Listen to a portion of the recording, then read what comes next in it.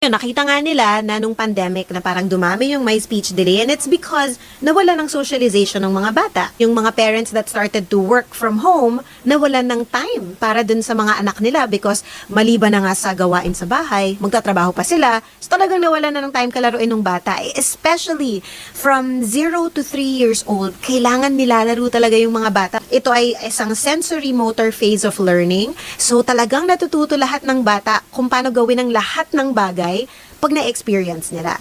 So, isa pang naging big factor ng pandemic, yung kawalan ng pag-experience ng bata ng laro kasi madalas, naging most convenient for a lot of families, lalagyan ng screens. So, hindi ko ginajudge yung mga families that have thought na okay, itong paraan because better than wala siyang ginagawa. Yun yung madalas kong marinig. But actually, mas nakakasama kasi hindi sila ngayon nagkaka-opportunity na mabore. Very important yung boredom in toddlers. Ang salitang toddlers ay galing sa pag nagto-toddle na sila. Nagsisimula na silang makagalaw on their own, naglalakad, nagko-crawl. So especially for toddlers, kailangan mabigyan natin sila ng opportunity to explore their environment para matuto sila. And paglagyan natin sila ng screen ngayon, hindi ko na kailangan mag-explore. Kasi ito na, I'm being provided something that's entertaining to me. Parang hindi ko na kailangan tumayo, hindi ko kailangan makipag-usap, makipag-interact because Ayun na. ito na, lahat ginagawa na ng screen for them.